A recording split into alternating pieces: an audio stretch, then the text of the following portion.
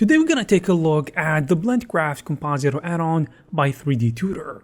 And if you are unfamiliar with them, 3D Tudor is known for their 3D art education, and they offer plenty of art courses that cover software such as Blender, Unreal Engine, and Substance Painter, just to name a few. They also provide a lot of asset packs, geometry nodes, and add-ons that can help you speed up your workflow. Now, what if I told you Blend Craft Compositor might just be the solution for you if you like to do everything inside Blender? The add-on allows you to do lots of image customization and compositing inside of Blender by simplifying the process of working with AVOs or render passes, which are these tick boxes that you can see under the view layer settings. Things like normal pass, indirect or direct lighting, shadow pass, or ambient occlusion. And there are many of them, and depending on your scene, these can be extremely helpful. But how do you do that, you might ask? Well, if you have ever seen some of those impressive VFX shot breakdowns where they show step by step how an image is built, then you definitely know what I'm talking about. The first pass would be direct lighting, and then there would be a color pass and emission, maybe a volume pass, specular, and so on and so forth.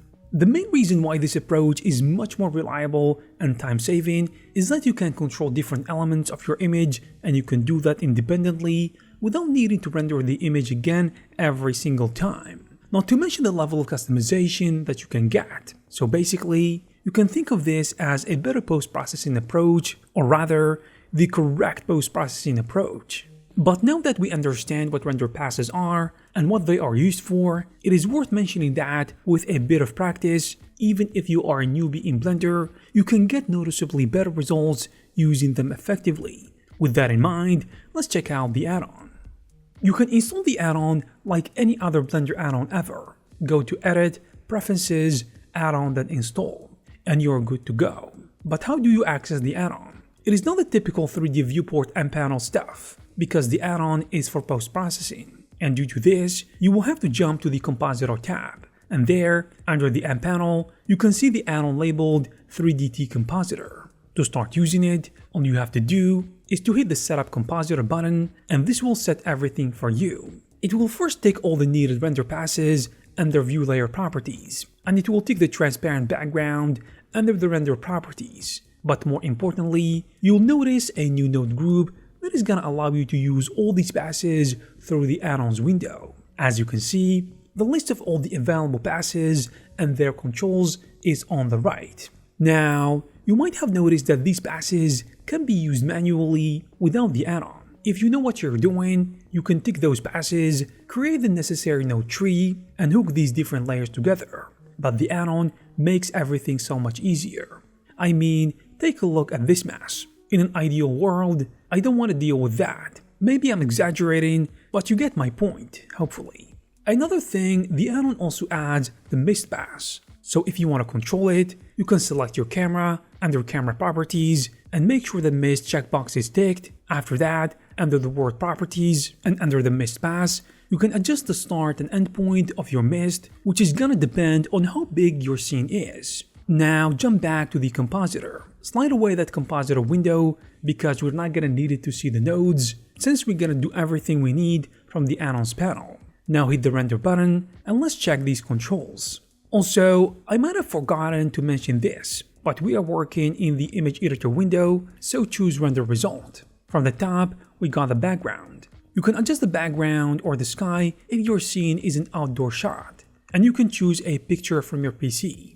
Next is mist, which will depend on how you set up your mist pass earlier. And to be honest, a volume is always better than a mist pass. But if you want a cheap way and a less intensive method, this mist pass will allow you to achieve that and give you a great result. You can pick the color and adjust the depth through a color lamp. Color is, of course, for the color pass, and you can adjust it through the RGB curve or the HSV sliders. Gloss is for things that are more metallic or shiny, but it can also be used to adjust anything that has a reflection in your scene, and this could be really useful, especially if the reflection is sometimes distracting or too shiny. In this case, it's gonna be a great option to isolate only the glossy part of your image. There's also an option here for metal glint, which can be useful in certain cases.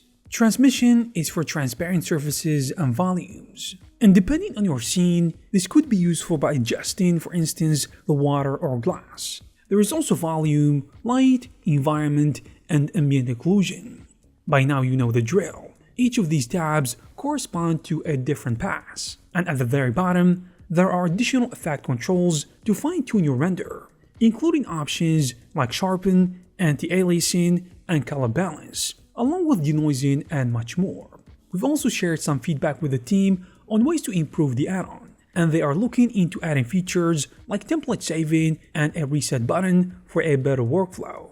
If you want to learn more about the add-on, 3D Tutor created a video tutorial breaking down each option in the add-on and all the features you will need and how to use it. The link, of course, will be in the description. And if you like what you see and you want to try Blend Craft Compositor, click the link down in the description.